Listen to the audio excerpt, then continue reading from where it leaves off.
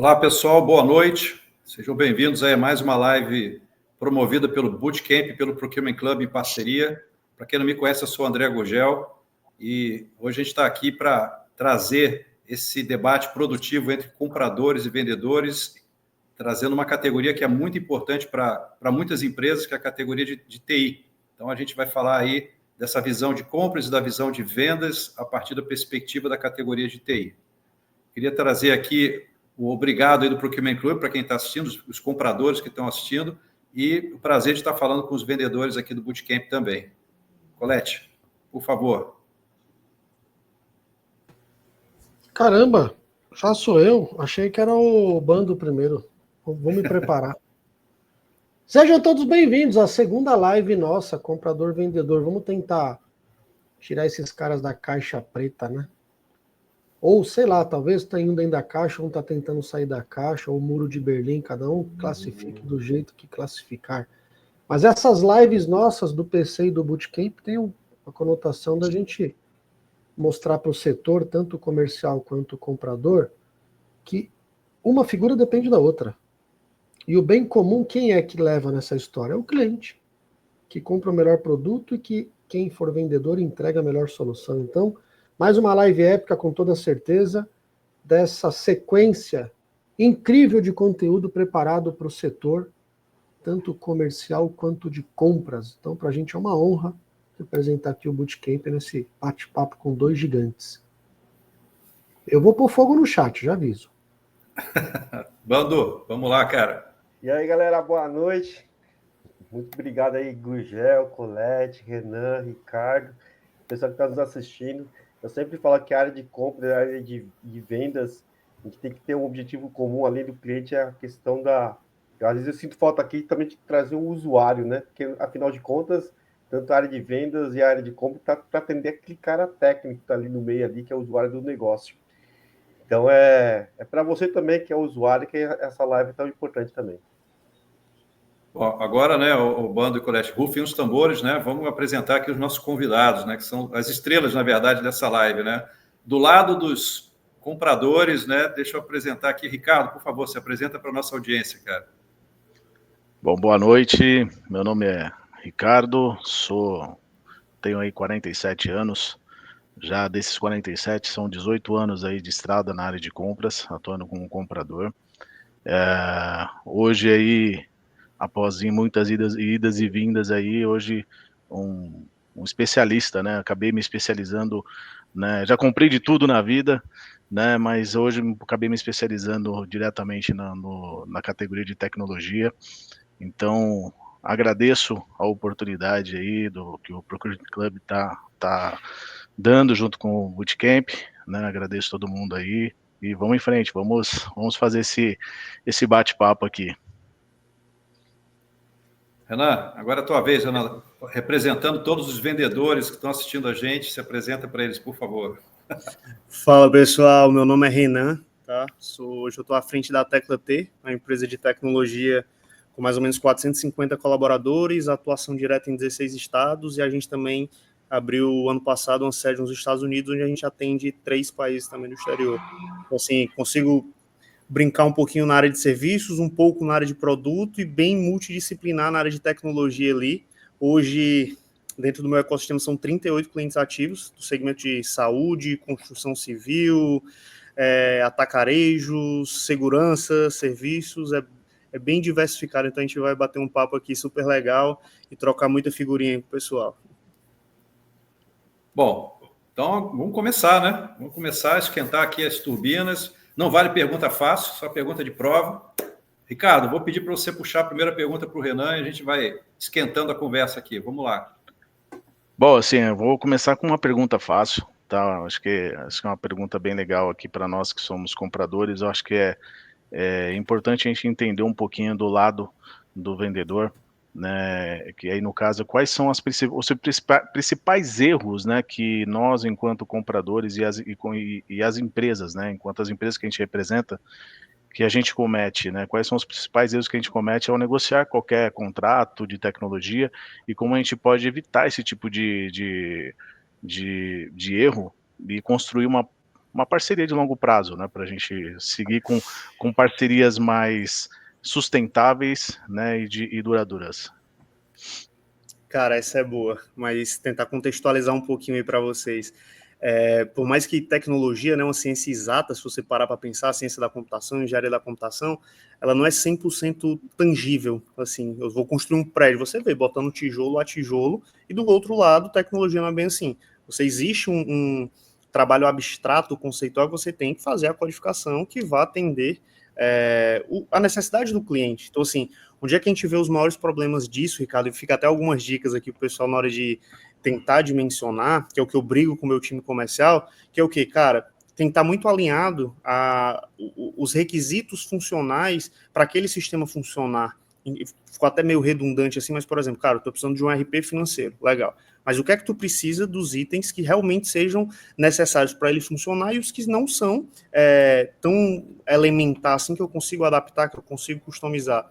Outro, tem que ter muito cuidado com a questão das customizações, Ricardo. Tipo assim, eu brinco muito, vou pegar o exemplo da gigante brasileira TOTVS, que ela tem vários sistemas para atender multidisciplinaridade dos segmentos. Então, assim, tem gente que chega e fala assim, cara, estou precisando implantar tal sistema, massa, só que eu preciso dessas customizações. Eu faço sempre a provocação assim, cara, essa empresa roda, sei lá, em X países, tem mais de 1.000 clientes, tu está dizendo que teu processo é melhor do que o do cliente? Então, assim, tem que ter um pouco de cuidado nessas customizações também para não ter perigo de acabar transformando um Frankenstein dentro da organização, tá? E a terceira dica, assim, fica muito da questão de colher feedbacks de já usuários ou concorrentes ou clientes que usam aquele produto, porque eles sim vão conseguir te dizer se funciona ou não funciona, na hora que o bicho pega ali, se teve um atendimento diferenciado ou se não, cara, os caras venderam um produto ou vêm aqui entregar um serviço e depois viraram as costas porque já ganharam aquele contrato, já ganharam aquele bid, aquele RFP. Então, assim, do meu lado é muito importante eu ajudar o cliente nessa definição, porque às vezes o meu cliente nem sabe o que é que ele precisa, entendeu? Tipo, o cara chega assim, por exemplo, tá na moda agora o chat GPT, o cara fala, pô, velho, preciso fazer alguma coisa com o chat GPT. Aí eu falo, calma, tu já tem teus processos bem alinhados, tu já tem um conceito interno ali que te permite olhar para isso, senão tu só vai gerar mais problemas internamente, entendeu? Bom, deixa eu aproveitar aqui e já dar meu primeiro, já que o Ricardo levantou a bola e foi humilde para colocar quais são os erros, né, que para a área de compras e onde que a área de vendas enxerga uma oportunidade. Ricardo, no meu ponto de vista, muitas vezes a área de compras não tem culpa porque muitas vezes o erro está na área usuária, né? Muitas vezes a gente fala assim, muitas vezes a falta de um erro de fazer um RFP ou fazer um bom edital, às vezes é muito mal escrito e não está aderente, às vezes a minuta contratual, às vezes a necessidade efetivamente do usuário. Então, essa falta, às vezes, de conexão, de entrosamento entre os stakeholders da instituição, seja a sua área de compras, usuária, jurídico e assim por diante, parece que muitas vezes, a sensação que eu tenho é que muitas vezes as pessoas não se conversam, porque o edital está uma coisa, o técnico fala outra coisa, aí quando você vai assinar o contrato está escrito completamente diferente que aquilo que está no edital. Então, às vezes, eu acho que essa é um pouco da minha dor, viu, Renan e Ricardo? Isso não acontece aí não, né, Ricardo? Não, isso não acontece aqui. Não, acho que eu concordo, assim, com esse ponto que você colocou, né, assim, a posição do comprador nesse momento, acho que é a questão o olhar estratégico, né, quando a gente fala aqui, né, de olhar o que você está comprando, conhecer o que você está comprando, conhecer, né, as necessidades também da sua empresa, até para poder questionar o cliente interno e falar, por que você está precisando, você está querendo isso aqui, sendo que você realmente não precisa disso, né? Só para poder ir na onda do momento, né? E isso facilita, é uma construção, né? Eu acho que todo o processo ele tem que ser uma construção, é uma construção do cliente interno, com o comprador e com os fornecedores, né? Por isso que eu fiz a pergunta, até coloquei erro do comprador e das empresas. Eu acho que é importante a gente ter esses pontos, até porque ele direciona um pouco para uma visão que a gente tenta, né, do lado de compras aqui, que é transformar o comprador ele tem que ser, ou tem que ter um olhar estratégico, tem que ter um olhar mais técnico também e conhecer um pouquinho daquilo que tá comprando, não é simplesmente o comprar por comprar, você tem que comprar sabendo o que você está comprando e que realmente você está agregando valor para a instituição que você está trabalhando. Ricardo, deixa eu aproveitar o gancho e responder esse ponto do bando que eu acho interessante, que é assim, você tem um ponto, bando, que de fato, em empresas pouco estruturadas, com processos não muito amarrados, eventualmente até aquelas que nem um RP tem, a informação não tem integridade do momento que ela é iniciada, quando gera uma requisição, uma demanda para uma área qualquer, até o momento que ela vira um contrato. No meio do caminho tem todo o processo de compras que acaba acontecendo, e muitas interações idas e vindas, né? Isso de fato acontece, em geral, em empresas que não são tão estruturadas. Da mesma forma que tem também empresas não estruturadas em vendas, que o cara coloca uma proposta e quando passa a proposta para a equipe de delivery dele, o cara de delivery não tem a informação que está na proposta e gera também um conflito depois, porque a empresa fala, não, mas espera aí, isso aqui está no escopo. Aí o cara dele, não, mas como está? Não está, enfim. Então, eu acho que essa dor, ela vale para os dois lados nesse caso, né? É a questão de como você garante que a informação ela vai boa do início ao fim e não tem essas perdas aí de dados ou corrupção de dados no bom sentido até o final do processo e o contrato reflita exatamente aquilo que foi negociado, né? Mas é um bom ponto. Bom, eu acho que está muito morno essa parada, hein? Ô, Ricardo, você acha que o comprador tem que levantar a busanfa da cadeira aí para cima mesmo da área solicitante, entender, ou o cara tem que receber o editalzinho pronto, tudo prontinho, e o cara vai lá, pega o by the book, leva para o setor, busca o melhor fornecedor, ou o cara tem oportunidade de romper essas barreiras e levantar de fato, ir para cima e falar, cara, vamos buscar uma solução disruptiva, vamos buscar eficiência, vamos pensar fora da caixa, vamos discutir, vamos provocar o setor para trazer não só o que a gente está pedindo como item mandatório, mas também buscar o plano B.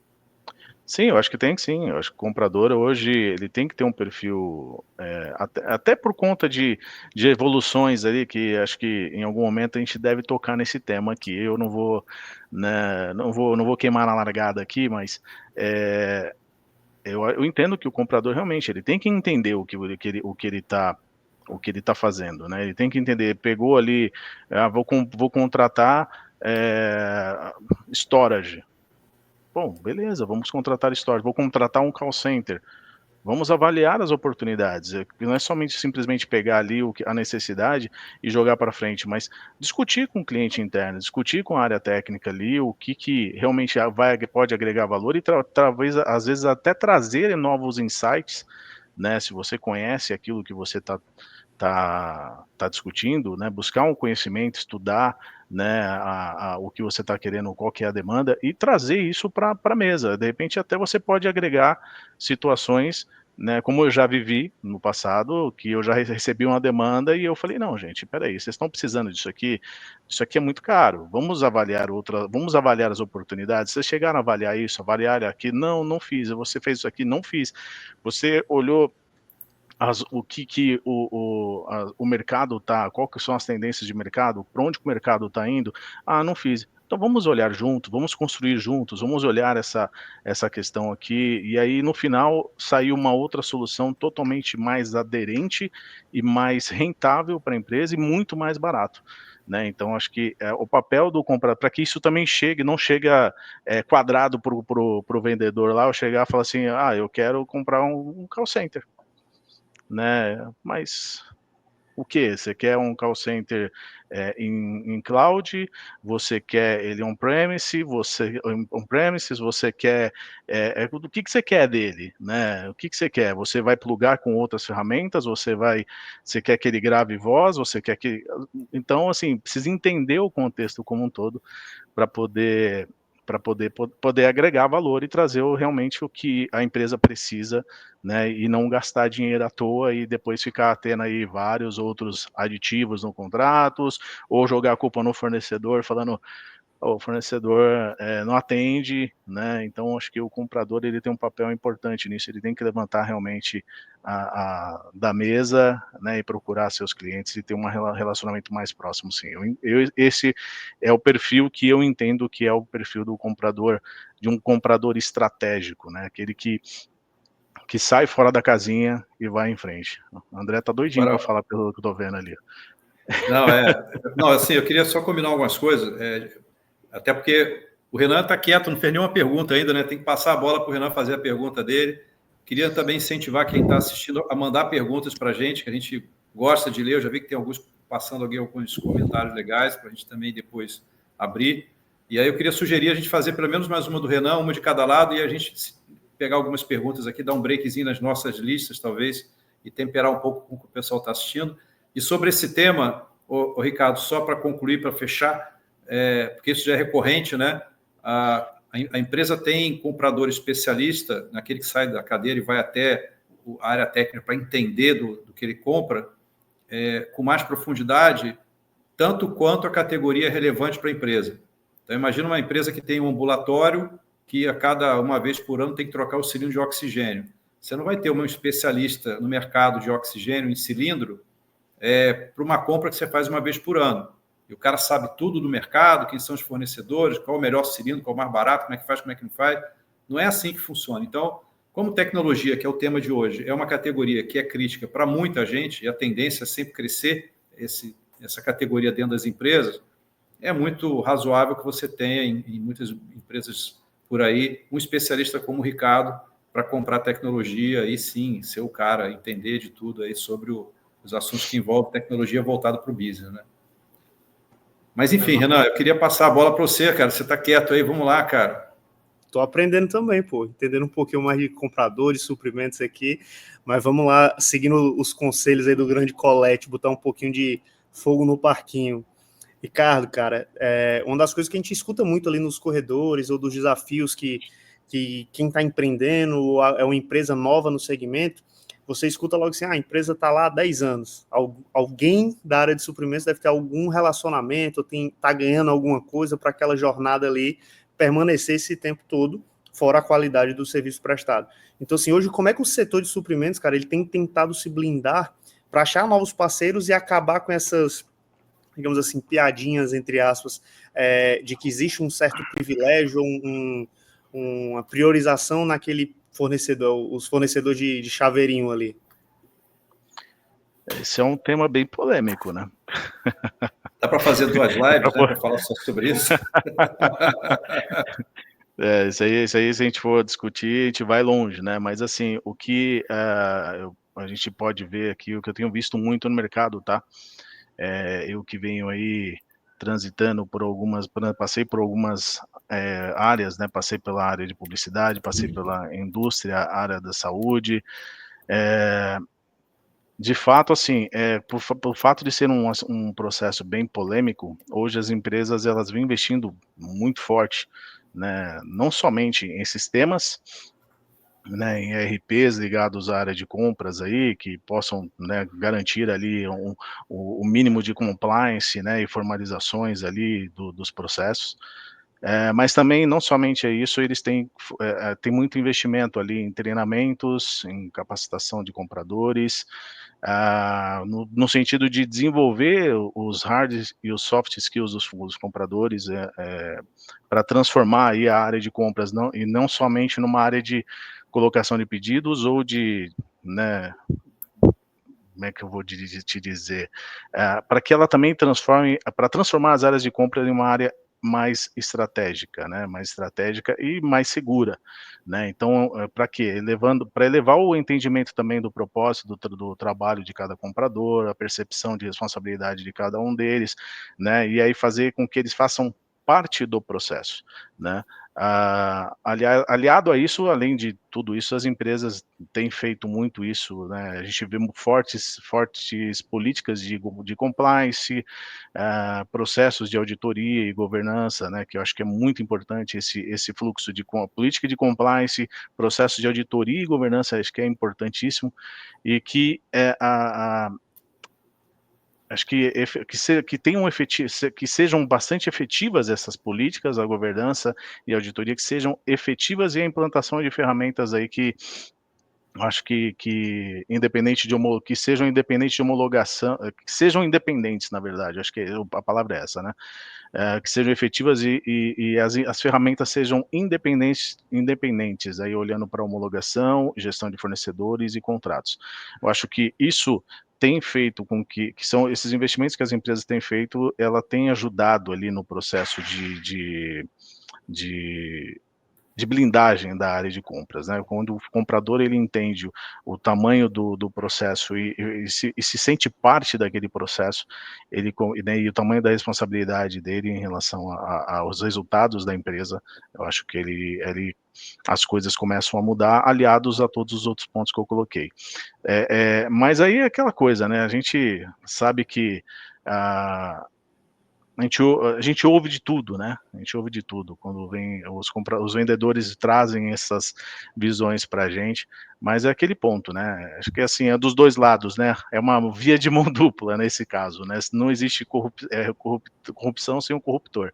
Então acho que assim as empresas também têm tem que tomar um cuidado, né? Não são as empresas que estão vindo para poder vender e tudo mais. Então assim o ponto aqui é sempre que houver qualquer coisa, que é um pedido a todos que estão na live aqui, se houver qualquer indício de que vocês percebam, que vocês sofram ali qualquer tentativa de assédio nesse sentido, denunciem. Toda empresa tem um canal de denúncia, toda empresa tem um canal para poder direcionar esse tipo de denúncia, para investigar. Então, denunciem, gente, denunciem, porque eu acho que a gente já vive numa situação tão difícil, né, olhando para o país como um todo, a situação política ali, econômica, que não é o tema aqui, não vamos entrar nesse fluxo, mas a gente também trazer isso para dentro da nossa rotina é muito difícil. A gente fazer a nossa parte, né, Ricardo? E tem muito aquela brincadeira assim que eu falo, tem espaço para todo mundo. É normal, por exemplo, eu do segmento de tecnologia, se eu pegar meus maiores clientes, tem eu mais 4 fornecedores, tem eu e mais 10 fornecedores, são complementares, a gente acaba no corredor ali se conhecendo um ao outro, não precisa desse jogo desleal e nem apelar para esse tipo de situação, cara. Eu sou um dos maiores defensores disso mesmo. Pessoal, eu queria até fazer uma pergunta para o Ricardo e para o Renan ao mesmo tempo, aí os dois podem fazer um bate-bola rápido. Eu vejo muitos contratos que muitas vezes a área de compras, o usuário fecha, e aí tem aquele escopo definido, e durante o decorrer do contrato, sei lá, de 36, 48 ou 24 meses, não tem nenhuma cláusula efetiva que vai falar de como que vai medir esse fornecedor em relação ao que ele pode trazer de upgrade, o que ele pode acrescentar no contrato escrito a mais daquilo que está escrito no contrato, sabe? O que ele entrega a mais? Muitas vezes só fica no fio do bigode entre o usuário, mas no contrato efetivo não tem nada escrito isso. Embora você tenha SLAs, nesse formato você consegue fazer a medição, mas uma coisa mais, vou dizer assim, evoluir na questão da prestação de serviço, entender o que é o benchmarking dentro do setor e quanto que esse fornecedor, ao longo do período de 12, 13 meses, o que ele trouxe diferente daquilo que efetivamente está no contrato. A área de tecnologia, por exemplo, Renan, você pode trazer muitas outras coisas até para fidelizar o contrato, para prolongar o contrato, para fazer um upgrade, fazer um aditivo, efetivamente não, porque o seu contrato não permite aquela cláusula, mas sim porque você está fazendo uma inovação ou um novo escopo e você pode prolongar o contrato. E eu não vejo isso, viu, Ricardo e nem Renan, no setor de tecnologia, pelo menos que eu falo, até no nosso setor de segurança, o que eu posso fazer diferente depois que eu estou com o contrato assinado? Tu tá precisando contratar a tecla T, pô. Porque isso é uma das missões do meu vendedor, porque o grande Steve Jobs, ele fala muito isso, tipo assim, cara, as pessoas não sabem o que elas querem até a gente mostrar o que elas precisam. Isso foi uma frase que ele fez, acho que foi no lançamento do iPhone, se eu não me engano, tá? Qual é o link disso? Por exemplo, pegar o hype do momento aí, tem algumas empresas puxando também a questão de low code, no code. O que é que casa diretamente com isso? Todo mundo quer usar, mas ninguém sabe como. O meu time comercial, até eu brinco assim, não é um time de vendedores, é um time de consultores, porque ele vai escutar um problema que nem um médico tem que prescrever uma solução ou ajudar esse cliente a achar alguma solução e eu participar dessa implantação. e no nosso caso é muito focado em quê? A prestação de serviço num contrato fechado, que eu acredito que a maior parte do pessoal que está ouvindo aqui, que é o cara que participou de um bid, é um serviço, tu tem um contrato ali, 12 meses, 24 meses.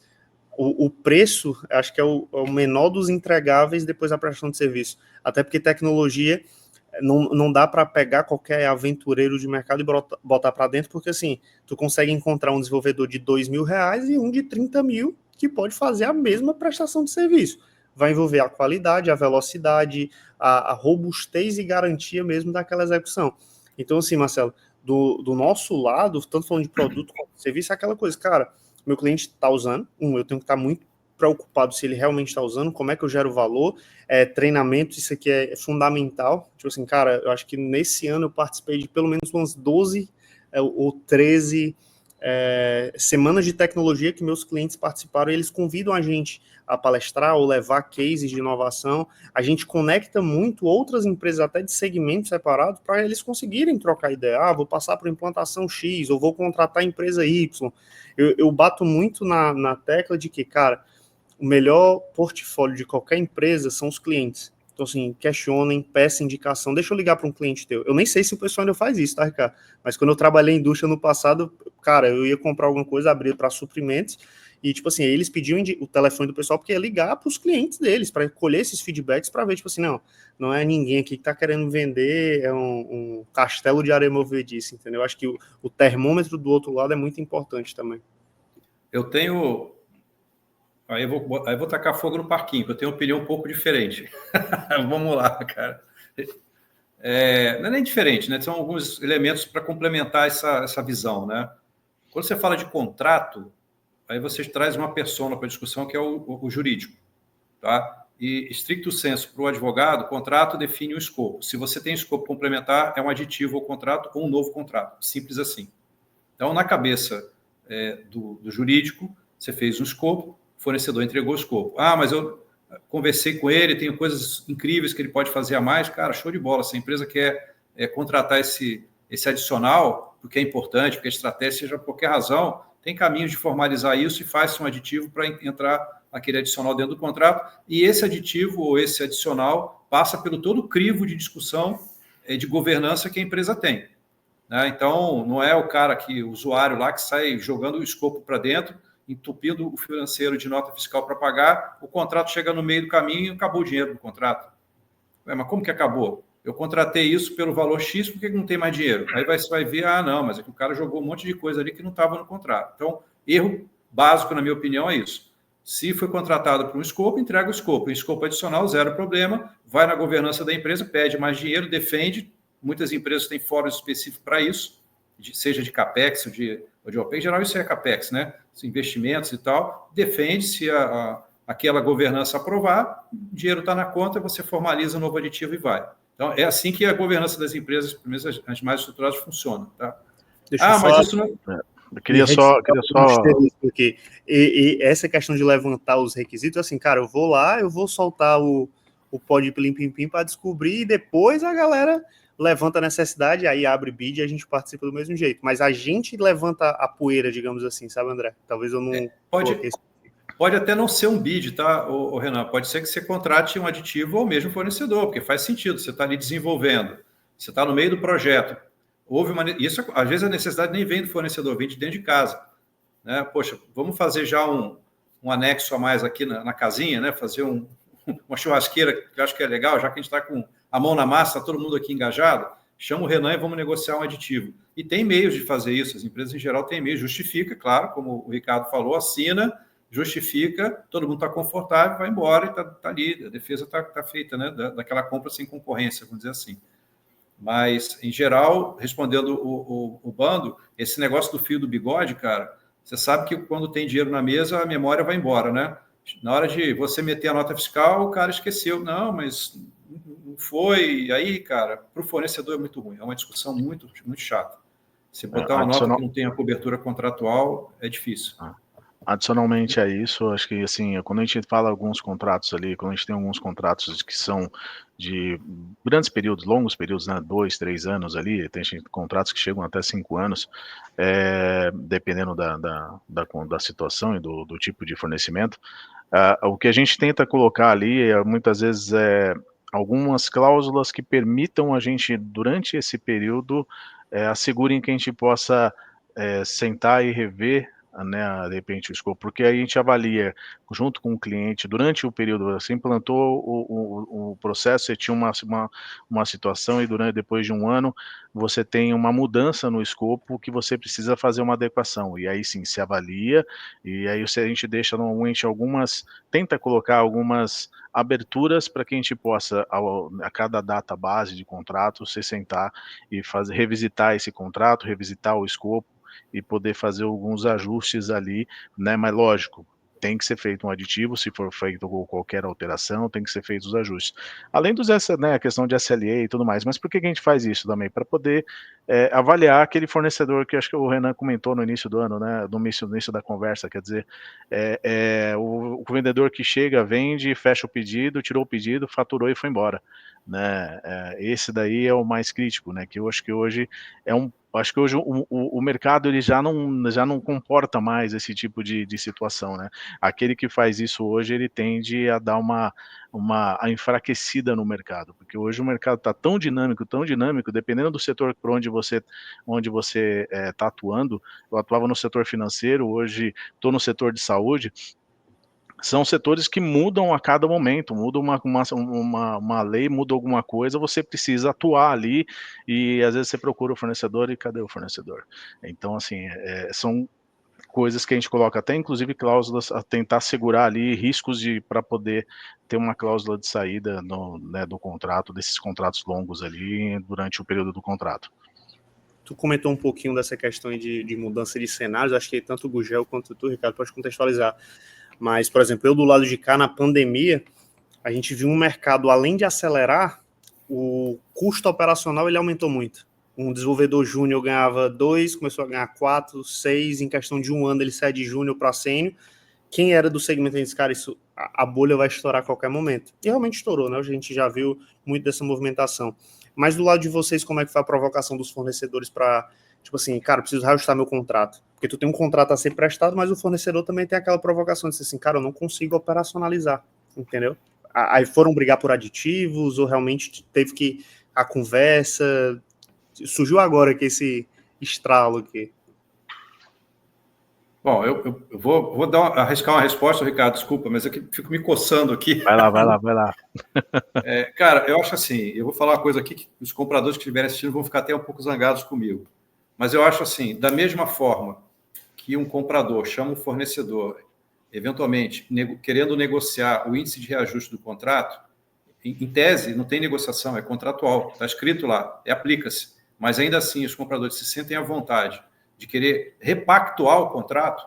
Eu acho que os fornecedores também, claro, em situações como essa, desarranjo econômico ou de qualquer base de custeio do contrato, bater na porta do comprador e falar, cara, estou com a língua para fora, preciso conversar. E aí, cara, tem que ser uma conversa aberta, planilha aberta, onde você leva lá esses elementos, comprova de fato essa realidade que você caracterizou, né, por exemplo, do custo da mão de obra e tal, que foi muito acima do dissídio ou de qualquer índice de contrato, e aí tenta chegar a algum consenso. Porque, fatalmente, se o fornecedor quiser ir ao mercado, ele vai achar preço igual ao teu.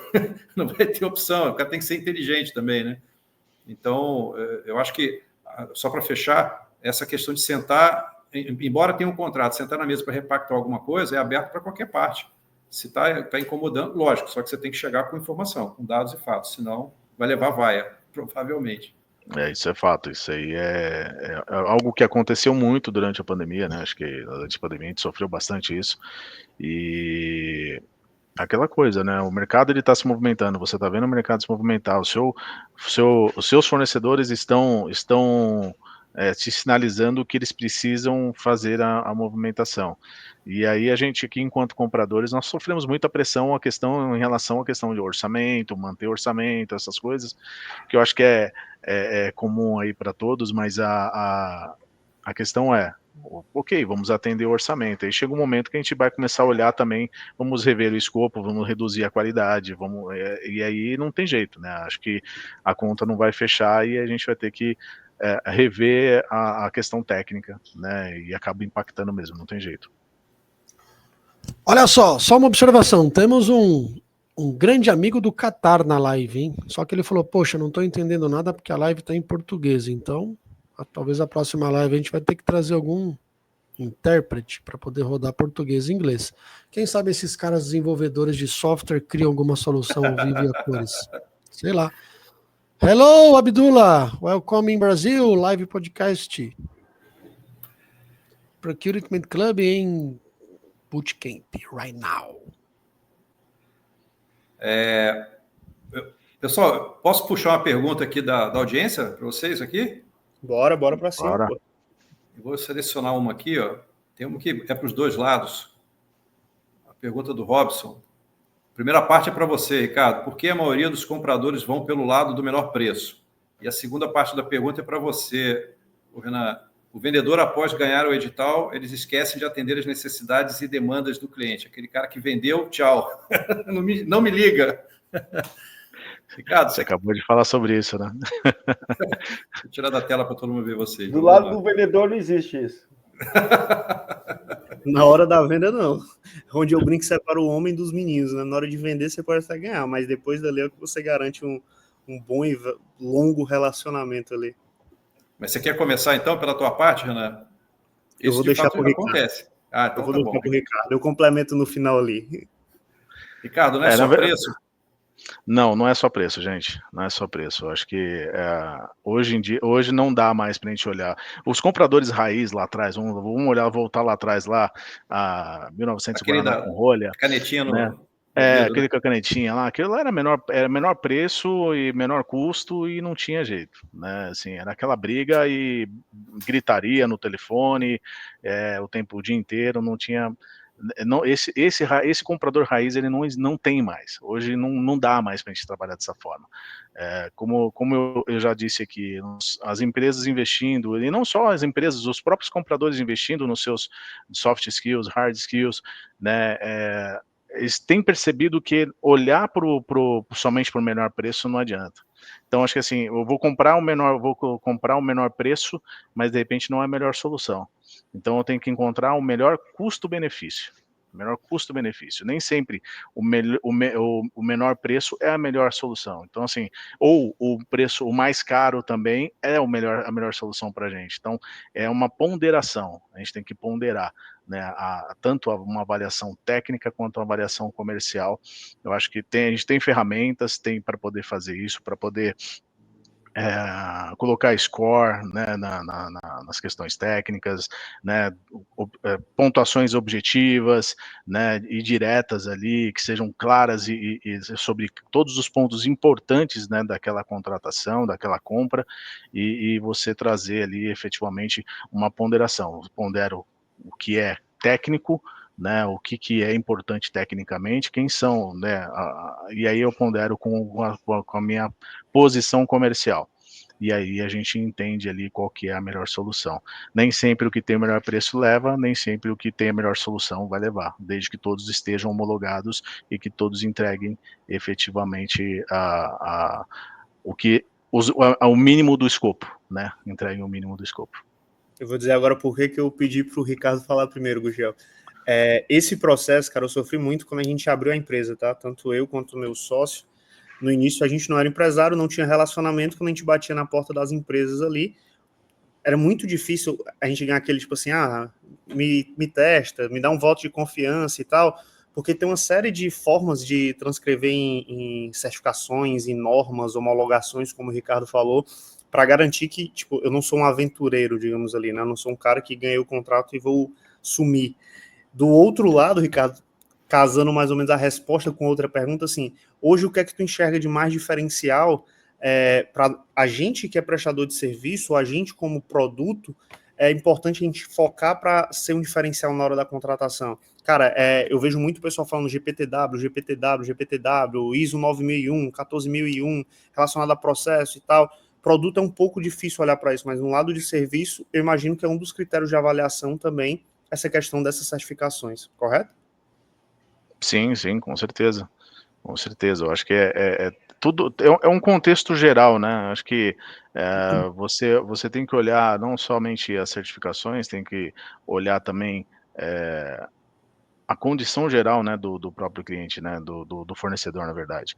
O fornecedor, ele tem que, por isso que as empresas hoje, eles possuem ali, grandes empresas ali, elas olham, criam processos ali de homologação, né, e validação, e às vezes ali naquele processo de homologação, o próprio fornecedor já dá uma patinada ali, né, não entrega uma informação, não, demora para responder um questionário, né, então assim, não trata o questionário com tanta qualidade ou com tanta profundidade como deveria ser, né? Hoje a gente vê as empresas entregando cada vez mais ali, cercando um pouco mais os processos quando a gente olha a tecnologia, criando comitês de validação técnicas dos produtos, dos equipamentos, dos serviços ali, principalmente quando você envolve sistemas ali, você tem ali uma avaliação por um comitê técnico que vai olhar para aquela situação.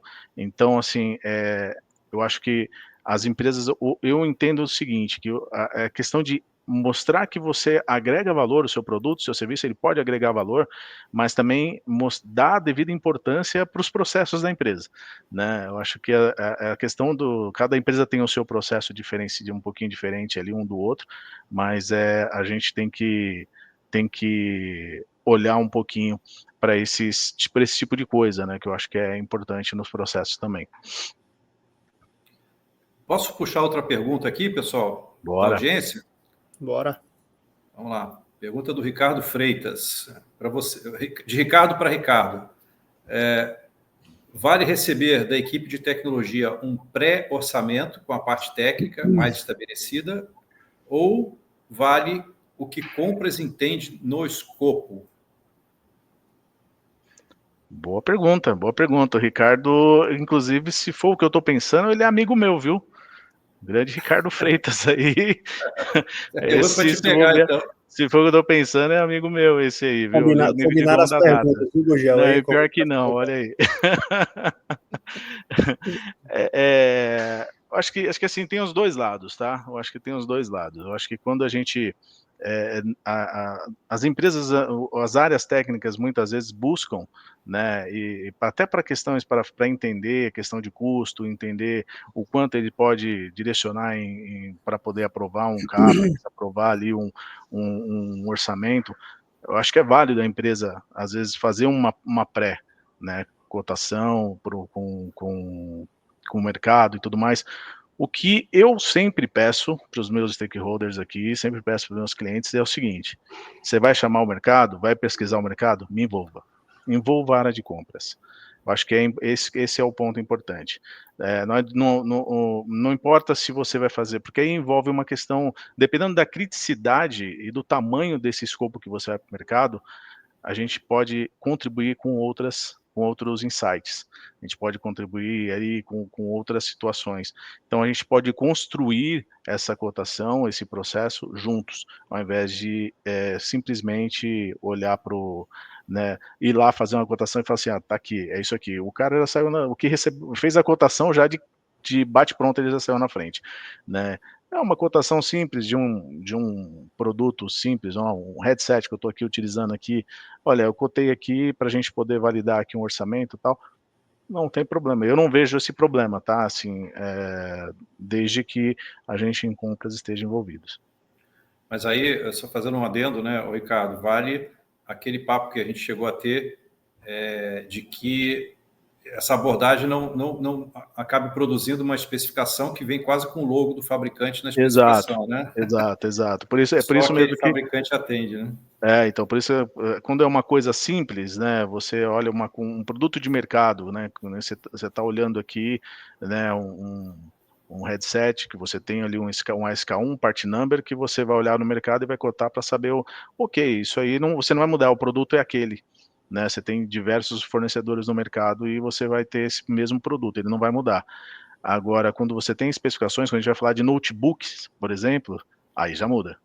Né, quando você vai falar de computadores, aqui a coisa já muda, porque dependendo da especificação, você está direcionando, você pode direcionar para um modelo, e eu já vivi uma situação igual essa, né, que você direciona o modelo que você quer por conta de um item que um fornecedor ele não entrega numa linha dele, mais barata e entrega na linha mais cara. E aí você direcionou completamente o processo. E aí a gente que compra com um comprador especialista e que conhece isso, você olha e fala, gente, peraí, isso aqui não dá, gente, vamos rever isso daqui. Isso aqui é importante? Vai usar para quê?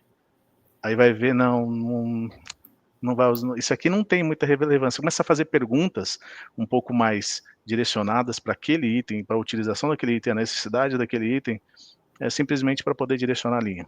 Aí você percebe, lógico, a gente, para manter as políticas internas, a gente não fala, né, diretamente, pô, gente, você está querendo direcionar? Não, mas a gente basicamente tenta contornar aqui, não, vamos olhar para o mercado por uma linha mais que atende a gente aqui.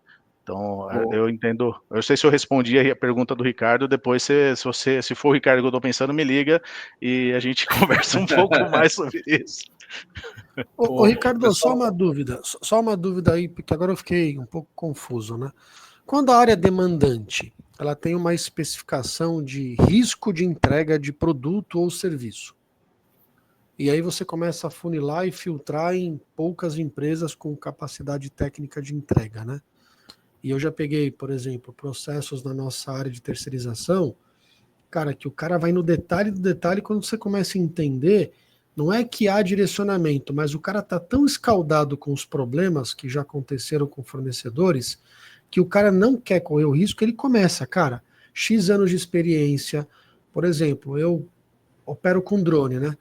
Cara, tem pouquíssimas empresas que voam com drones automatizados. Então o cara começa a detalhar e quando você vai ver tem 2, 3 fornecedores de um universo de milhares. Como que isso é visto pela área demandante? O cara tem receio, né? Fala, pô, se deixar muito aberto, eu que já sofri com problemas de fornecedores que quebraram ou, sei lá, que não entregaram, né, o nível de serviço, como é que você vê isso? Sinceramente, eu acho que é bem ruim quando a gente começa a delimitar, a colocar muitas travas, né? Eu acho que assim, muitas coisas no contrato que de repente não fazem sentido, né? Eu acho que isso delimita o nosso processo até de negociação, delimita o nosso processo de concorrência, olhando para a questão de oportunidade, limitam as oportunidades nossas aqui de trazer ali uma solução legal, um serviço e um preço melhor para a empresa, né? Então, assim, eu vejo isso assim muito de uma forma bem negativa. Apesar de saber que, como você mesmo colocou, o cara às vezes está tão machucado com o mercado, com experiências anteriores e tão desgastado, que ele coloca ali a gente começa e aí vai o nosso papel aqui, né, enquanto que está recebendo essa demanda e que a gente quer olhar as oportunidades. Vamos entender o que realmente é crítico e o que não é crítico, né? De repente eu quero porque eu quero, não faz muito sentido. Eu quero um projeto, que eu costumo brincar aqui, eu quero um projeto NASA, mas só que eu não preciso do projeto NASA, né? Eu preciso de um projeto um pouco menos robusto do que um projeto nível NASA, aquela história, né? Você quer uma Ferrari, mas eu preciso somente, né, de um outro carro aqui, não vou falar outra marca aqui para não fazer merchan dos caras, mas preciso de um carro mais popular, né? Preciso somente de um SUV, talvez. Então, assim, acho que essa troca, novamente aqui, talvez você esteja sendo redundante, André, se você quiser dar uma puxada de orelha, você fala. Mas eu acho que é muito mais aquela questão de você olhar o que você está recebendo e ir para discussão mesmo, entender as dores, entender a real necessidade e trazer ali isso para a nossa realidade, né? Trazer para a realidade. Alertar os riscos para o cliente interno também, falar, você está colocando esse monte de situações aqui que talvez isso vá travar e vai delimitar demais aqui o processo nosso aqui. E aí talvez eu tenha de um mercado de 15, 20, 30 fornecedores, eu vou ter 2. E aí eu não tenho muita oportunidade. Só para complementar, Ricardo, e eu queria deixar, a gente já está chegando no final do tempo, né? Eu queria deixar uma última pergunta de você para o Renan, porque você sofreu aí um ataque grande aí de muitas perguntas. O Renan está aqui aguardando para você fazer aquela pergunta de prova para dar aquele fechamento bacana. Ó, e Andrezão, seguinte, hein? A Érica, que você conhece bem, irmã de um grande amigo meu do Ailton, a Érica que é referência na área de compras, né? Ela falou assim, poxa, eu tô sentindo esse quórum desproporcional, só o comprador tá sentindo pressão. Aí o Cadu ainda brincou, assiste a live anterior, porque a live anterior o Cadu apanhou feito um gato em cima do telhado. Então, Érica, um beijo mas pra o Colete, você. como é que tá aí? Não tá empatado, né? Não, eu nem coloquei o ranking, porque eu falei, poxa, a gente começou a apertar o Ricardo, a galera já... E tem mais um amigo aqui pedindo que essa live também seja traduzida para o inglês, hein? O Luigi Saladaga. Tá bom, vamos... Bom, mas deixa eu só fazer um complemento rápido, Ricardo, você falou, e responder a pergunta do Colete. Quando a gente fala de compras estratégicas, né, tudo isso deveria ser discutido antes de você ir ao mercado. E o comprador, aí sim, na versão estratégica de compras, deveria levar todos esses elementos para que aquele colegiado, vamos dizer assim, de executivos tomasse a decisão. Do tipo, olha, cenário 1, eu vou colocar esse requisito, tem 2 fornecedores. Cenário 2, eu tiro esse requisito, eu tenho 10 fornecedores. E aí a empresa toma uma decisão, mas aí numa visão mais estratégica, porque isso é estratégico para a empresa. Você limitar uma concorrência de ter 1 ou 2, o que seja, para um item crítico, que em tecnologia é muito comum você casar com um cara para o longo prazo, é um casamento de longo prazo, eu acho que isso deveria ser muito mais bem discutido, e aí cabe sim ao comprador levar esses elementos, não só a área técnica, levar a tecnicidade daquela compra, mas ele colocar essas questões, olha, tem esses elementos aqui que a gente vai tomar a decisão. Esse requisito aqui faz sentido? Aí o cara da área técnica defende, né? O comprador fala, não, legal, mas eu só tenho 2 fornecedores para isso, mas se você tira esse requisito, tem mais 5. E aí a gente consegue ter, quem sabe, aí uma condição de concorrência mais interessante e tal. E a empresa decide o que quer fazer. Se o requisito técnico for matador, são 2. Se não for tão preponderante, aí o próprio board decide se vai com um grupo maior. Mas, novamente, essa é a parte estratégica que eu acho que compras tem que colaborar para construir aí a estratégia de abordagem ao mercado, e não só construir um escopo e pedir preço, né? Para quem eu peço, qual é a restrição que eu coloco, se eu não coloco nenhuma, e assim vai. Bom, se vocês me permitem uma sugestão, cara, eu acho que o Ricardo... Tem muita gente fazendo pergunta aqui, mas, Ricardo, a gente está chegando no final da live, cara. O Renan tem que responder uma pergunta boa, cara. Conto contigo para fazer aquela pergunta matadora para a gente fechar o papo de hoje, cara. Você está com o microfone fechado, Ricardo. É que eu comecei a fazer live agora, gente, né? Participar de reuniões online agora, é por isso, desculpa aí, entendeu? Sou novo, eu aprendo. Assim, se a gente for ver aqui, nós temos ali vários outros parâmetros que a gente pode explorar aqui, como a questão de IA generativa e tudo mais, mas eu vou um pouquinho além, que eu acho que é um pouco da dor, de uma das dores que a gente tem aqui, e é algo que a gente comenta, né, dentro das estruturas de compras ali, entre papos de compradores aqui, que é a questão do diferenciamento de um cliente, né, de um vendedor, como o vendedor e as empresas entendem, né, e diferenciam um cliente estratégico de um cliente simplesmente transacional, né, e como que a gente pode se posicionar como parceiros preferenciais né, dentro dos portfólios dos clientes. Né? Eu acho que é uma dor que a gente sente, que, né, aquela história, pô, o cara não é, né, coloca o pedido e vai embora, vai fazer uma compra que a gente vai sentar para negociar, o cara, né, dá aquela sumida, ou não olha para a gente como, é só mais um aqui que está comprando. Então, como que a gente pode mitigar esse tipo de situação? E aí, ó, só fazendo um break, Renan, antes de você responder, ó, que legal. O Guilherme fez uma pergunta que agrega essa do Ricardo, que faz um comprador se interessar em confiar no vendedor, cara. E agora? Não, massa explicar, mas eu acho que é o eterno desafio, Ricardo. Acho que uma resposta complementa a outra ali, mas em que sentido, por exemplo? Se olhar no viés econômico, a empresa ou o vendedor, ele vai classificar muito voltado à prova social, no sentido assim, cara, aquela empresa me traz um renome, me traz um posicionamento massa que eu consigo abordar outros clientes por eu já atender esse cara, Outro, o fator de tipo assim, cara, o volume que eu posso desprender dentro daquela operação, e vão ter outros critérios de classificação que, por exemplo, como é que eu faço hoje, tá? A gente separa os clientes em base de tier, tá? E eu uso para avaliação tanto o potencial de crescimento quanto a questão do que eu tenho de serviço para executar.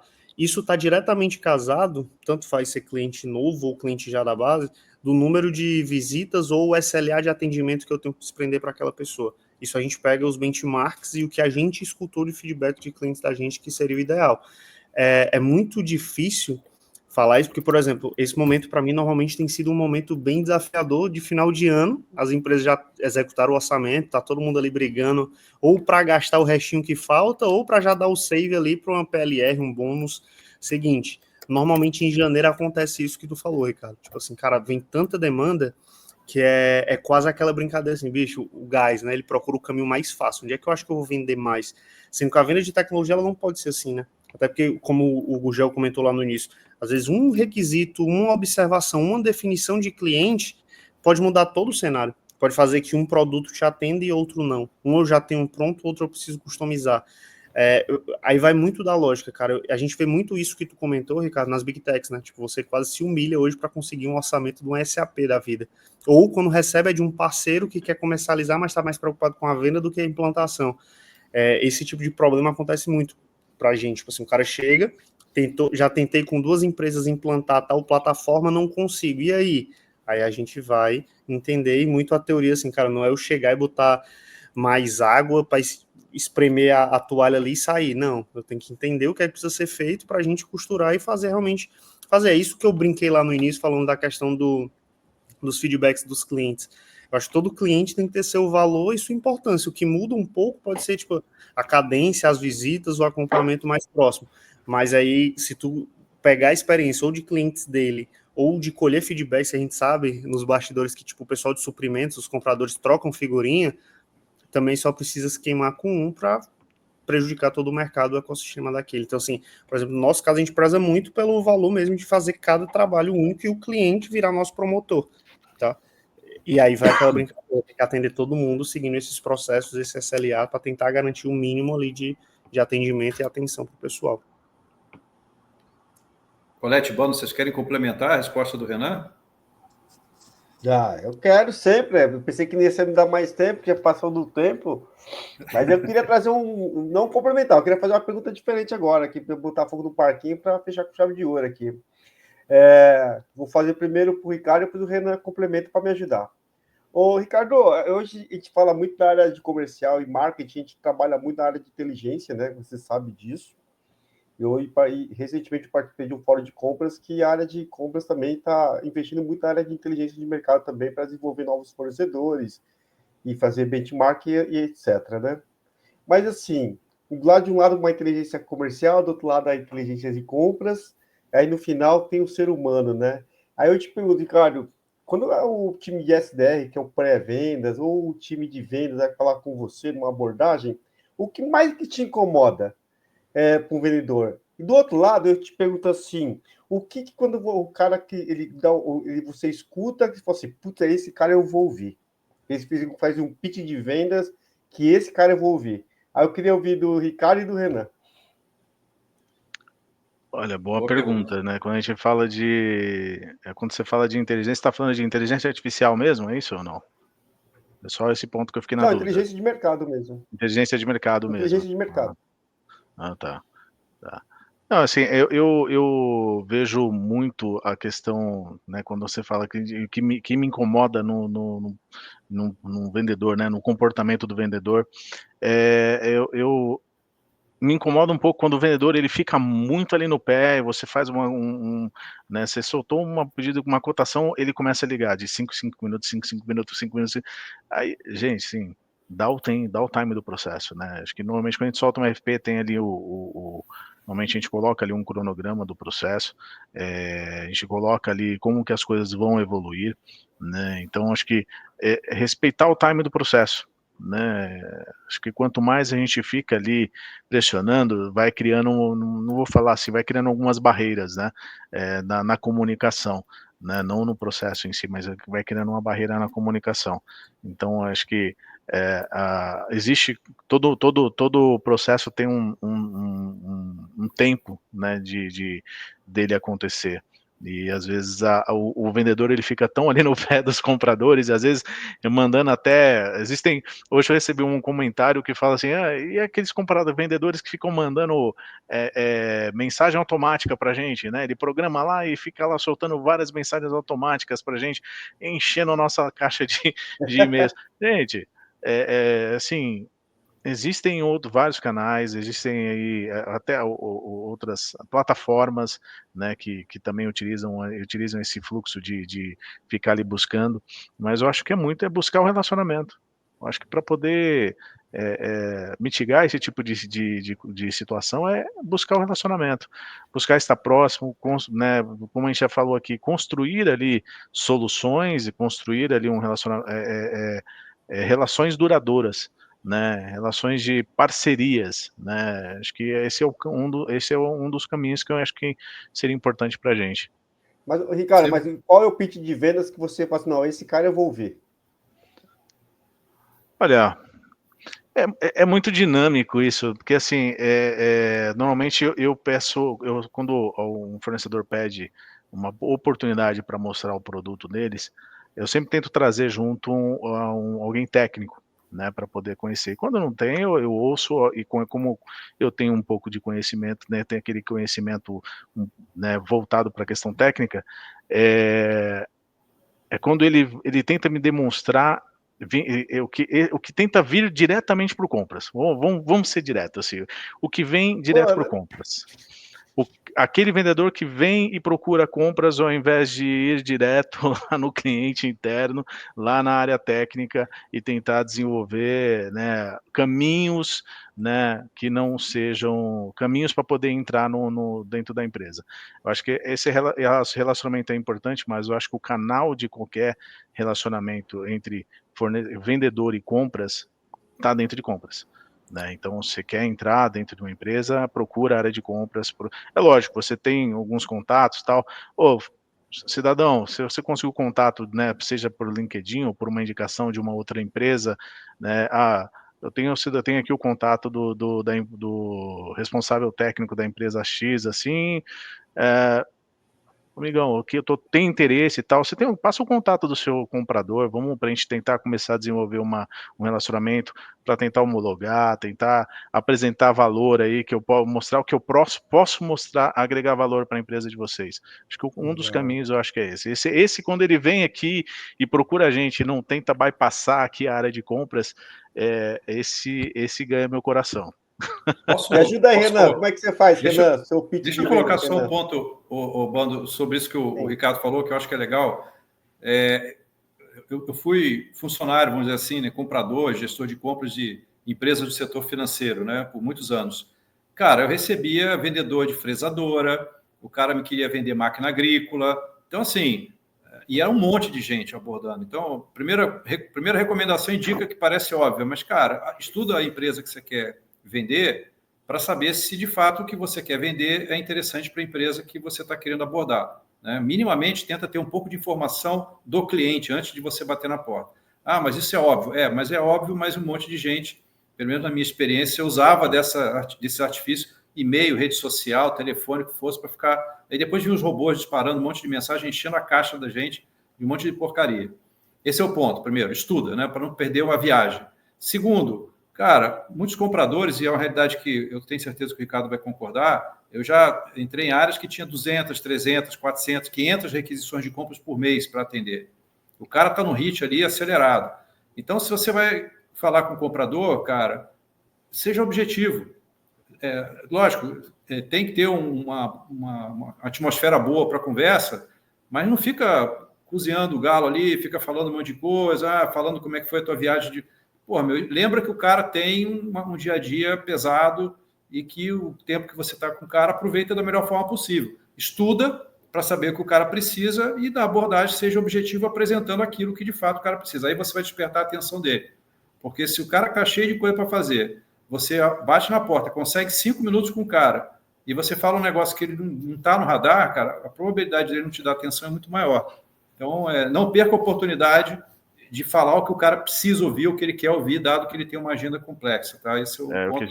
O que a gente recebe aqui de contatos de pessoas que sequer olharam, né, o que a empresa faz, o que não conhecem a visão, né, a missão da empresa, não sabe, não estudaram nada, né, qual o core da empresa para poder vir e tentar apresentar alguma coisa. É bem o que o André colocou ali. Então acho que esses são pontos bastante importantes aí. Cara, pra você ter ideia... Renan, ajuda a gente aí, Renan. Como é que você faz? Eu ia até comentar, assim, que eu acho que o Gugel foi muito feliz na comparação que ele fez ali, porque, eu posso estar errado, mas, assim, a leitura que eu tenho do mercado, assim, os suprimentos também precisam homologar novos parceiros, tirar um pouco daquela concentração, trazer sangue novo, até porque, assim, a empresa que chega nova, ela vem com aquela vontade de conquistar o cliente, de fazer valer ali, né? Então, ela tá querendo aquela chance. Então, assim, esse é o objetivo, tudo mais. Do outro lado, o que eu vejo muito no mercado ainda é que, tipo assim, o sentimento do vendedor, não sei se a pergunta do Marcelo foi direcionada a isso, assim, cara, eu posso tentar me homologar, mas eu só vou me homologar quando a dor de barriga chegar, entendeu? Tipo, quando realmente aquela demanda aparecer.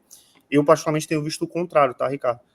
Cada vez mais a gente tem batido nas portas das empresas do meu ICP mesmo ali, são empresas de grande e médio porte, e eles têm encaminhado para suprimentos, para se homologar, e quando surgir demanda, eles mesmos ou através de portal, ou através de realmente solicitando um bid ali, uma proposta, enfim, de como é que a gente pode executar.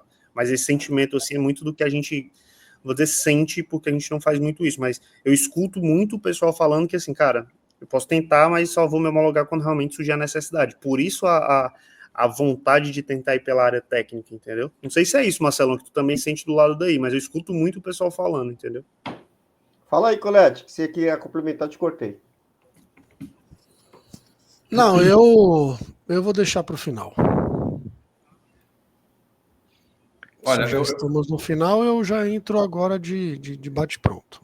Você permite só fazer um último adendo, Colete, só Claro. sobre esse assunto, para fechar rápido? Eu vou até trazer aqui uma pergunta que entrou de última hora aqui do José Miguel. Além de estudar o cenário da empresa, qual seria a estratégia para fechar a venda e conquistar o cliente? Eu vou responder essa pergunta como mais um elemento que eu acho que o vendedor devia se ater. Às vezes o cara está tão interessado em mostrar o produto dele, como o produto dele é bom, que ele acaba fechando o ouvido para entender o que o cliente quer. Que não necessariamente é 100% do produto dele, é 80% do produto dele, é 70% do produto dele. Então, assim, sabe aquela história da escuta ativa? Escuta o cliente, cara. Eu sei que lógico, todo vendedor vai lá acreditando, claro, se ele não acreditar que o produto dele é bom, ele não vende nada, né? Ele tem que acreditar que a empresa e o produto dele são os melhores do mercado. É assim que funciona.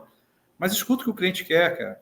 Porque às vezes o cara quer tanto vender e mostrar que o dele é bom, e ele não percebe que o cliente quer uma coisa um pouco diferente, ou menos do que você tem, né? Então, eu acho que ouvir o cliente e entender o que o cara quer, você vai despertar o interesse dele. Se você vai lá só para falar, aí a coisa complica, na minha opinião.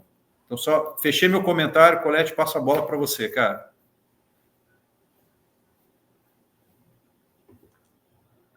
Eu dei uma aula agora das 18 às 19. Eu assisti uma palestra, o Renan estava nesse evento, que foi de um dos fundadores da Stone. Cara, fazia muito tempo que eu não via uma história de empreendedorismo tão fascinante como a história de como foi criada a Stone e o que levou a Stone a disputar um duopólio no Brasil entre dois grupos de bancos e ganhar market share e abrir capital na bolsa lá em Nasdaq. Um dos insights, tá? Eu estou até com o livro na mão aqui porque eu dei aula hoje falando exatamente sobre esse case, trazendo para o mundo real. Escute seu cliente antes de criar alguma solução para ele. Está escrito aqui, ó, no jeito Stone de ser. E aí o segundo insight que eu trago é uma provocação para vocês, cara. Estamos chegando aí no final de 2024 e aqui no livro ele também fala que você pode começar pequeno, mas você tem que pensar grande. Quando o Bootcamp fez os primeiros eventos com o PC, eu virei para você e para o Sora e falei assim, cara, nós somos o grupo de vendedores. Vocês são o grupo dos compradores. O comprador precisa do vendedor, o vendedor precisa do comprador. Fizemos 2 eventos presenciais, golaço, agora a segunda live de uma série que faremos juntos. E eu brinquei aqui no chat, 2025, fazermos um summit, comprador-vendedor. Até brinquei aqui com o teu amigo Ricardo, no formato octógono. Cara, queria escutar de vocês dois, e depois que o André complementasse, porque o Bando eu já conheço a opinião. Ricardo, você acredita na possibilidade de um summit, um dia inteiro de evento, comprador-vendedor, cara, sei lá, 5, 6, 7 painéis, 4 que seja. Seja um evento online, para a gente atingir uma grande massa, talvez América Latina, ou um evento presencial, cara, para discussão dessa pauta. Eu queria escutar a sua opinião do Renan e do Gurgel. Com certeza, com certeza. Isso eu sou a favor dessa pauta, sim. Nós temos aqui, estamos aqui há 1 hora falando aqui, fazendo esse bate-papo aqui, e não abordamos nem metade, né? Não, acho que nem 1/3 do que a gente tem de potencial para poder colocar na mesa, para poder fazer essas trocas e para poder absorver aqui. Acho que é muito positivo, uma agenda muito positiva, e se tiver, eu espero estar lá. Se não for palestrando, que eu esteja lá participando e vendo acontecendo. Né, se eu não estiver no meio aqui, como eu estou aqui nesse momento, né, que seja ali como parte da audição, da audiência. Bora. Boa. E, colégio, vou parafrasear o nosso amigo Alfredo Soares. Ele falou isso no evento que a gente estava falando assim, cara, tu já experimentou colocar o teu vendedor para comprar? Ele entende de negociação, ele entende da abordagem, ele sabe o que é que o cara vai tentar te vender. E eu já percebi que a leitura do Gurgel é muito essa, né? Tanto é que das respostas ele complementou muito do que eu falo, da questão de conversar, as abordagens, falar do cara, do que ele precisa.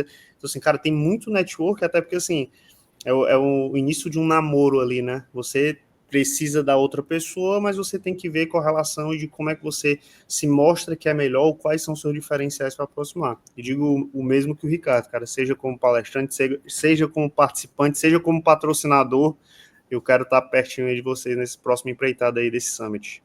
Eu já acharam até um patrocinador, tá vendo? Aí, ó. Eu não tenho essa Vai ter que condição. abrir vídeo aqui, governança. Parte dos recursos já estão aqui publicamente destinados. Agora, se comprometer ao vivo, cara, putz, aí... André, queria escutar. E a live está gravada ainda por cima. Bom, da minha parte, né, até fazendo um comentário aqui, Renan, eu comecei como vendedor, cara. Então, não por acaso você percebeu essas nuances aí. E eu sou, cara, super a favor dessa iniciativa. Eu acho que com a tecnologia que você tanto conhece avançando e pacificando a operação, as 500 requisições que o comprador tem para tratar todo mês, né? Cada vez mais o olhar do comprador tem que ser para a relação, né? E eu quero crer que o vendedor também tem, óbvio, né, esse olhar como o melhor relacionamento possível com seus clientes, né? E fazer com que esses dois personagens se conectem mais, cara. Na visão do B2B, um B é de vendedor e outro B é de comprador, né? Um de cada lado ali, fazendo com que as coisas aconteçam. E do nosso lado, do Procurement Club, né, a gente tem comunicado muito que o comprador tem que assumir esse papel, sim, de agente de negócio. Quem sabe no futuro não vai ter nem mais nome comprador, né? Vai ter uma IA fazendo essa operação toda aí, e o atual comprador se transforme num agente de negócio para viabilizar bons negócios, para que as empresas todas cresçam, né? É importante para o fornecedor, para o comprador, que os fornecedores cresçam também. Porque se o fornecedor crescer, ele reinveste em tecnologia, ele reinveste em novos produtos, enfim, todo mundo sai ganhando. E não existe um sem o outro, né, Gurgel? Sem dúvida. Não existe o vendedor sem o comprador e não existe o comprador sem vendedor. Então, é entender que os dois se precisam ali e como é que os dois conseguem agregar ao invés de subtrair. Acho que é isso. Então, bora lá fazer o evento, cara. Já está anotado. E olha que É isso aí. Comprado, hein? Eu comecei e fui 7 anos comprador. E hoje eu trabalho na área de vendas há muito tempo já, mas a minha carreira iniciou na área de compras. É engraçado, né, Gurgel? Tá? Fazer um ping-pong aqui, né? É verdade. Conhece os dois lados da mesa, né? Tá vendo? Bom, galera, o desafio está na mesa, foi lançado, foi aceito. Eu, como um cara que gosto desses desafios meio que insanos, né? Agora é correr, preparar. Já trilhamos uma jornada de 2 eventos presenciais surreais, um feito na Atier, vou honrar, e o outro na ITSE Informove, então agora é só a gente preparar algo maior, né? Porque esses 2 eventos foram feitos para mais ou menos 130 pessoas, 150. Quase derrubamos o mezanino da ITSE Informove, né? Então agora preparar um summit para umas 300, 400 pessoas não é um desafio tão distante da realidade do que a gente já fez. Bora tirar do papel e pôr em prática. Tem um auditório bonito lá no Einstein, viu? Dá para 600 pessoas. Fica a dica. Depois a gente conversa com o Ricardo. Bom, pessoal, obrigado pela participação de vocês, obrigado pela audiência. Queria aproveitar aí essa nossa última live do ano, desejar um feliz ano novo, boas festas para vocês que estão aqui, para a nossa audiência também, para quem é do Procurement Club, do Bootcamp, e renovando aí a energia, porque ano que vem a gente vai atropelar, né, Colete? Vamos fazer um monte de coisa bacana aí juntos e botar esses 2 públicos aí para trabalhar de fato em parceria, né? Vamos nessa direção. Com certeza. Galera, Feliz Natal, ótimas festas, segunda live da série insana que a gente vai fazer. Renan, meu irmão, obrigado pela sua participação, você abrilhanta sempre que aparece com a gente. Ricardo, foi um prazerzaço, como eu te falei. Eu que fui agente de segurança no Einstein em 97, hoje o usuário do Einstein como cliente falou, cara, se você colocar limites na sua cabeça, você não vai chegar no objetivo. Quando eu passei por aquela porta que eu vi vigilante, quando eu levei o pessoal do Bootcamp lá, cara, aquilo me arrepiou inteiro. Eu falei, eu fui vigilante aqui, hoje eu sou usuário do Einstein como cliente. Então, cara, quando a gente coloca limites na nossa mente, a gente não alcança nem 1/3 daquilo que o ser humano tem capacidade. Obrigado por ter aceito o convite, tamo junto, e é o começo de uma jornada comprador-vendedor que vem pela frente. Obrigado, gratidão por vocês aceitarem o nosso convite. É isso aí, pessoal. Obrigado mesmo. Tchau, pessoal. Boa noite. Eu agradeço, tchau. Agradeço vocês aí pela oportunidade, gente. Feliz Natal, feliz ano novo para vocês aí. E vamos em frente, bora para a próxima. Tamo junto. Valeu. Até mais, Tchau, pessoal. Tchau.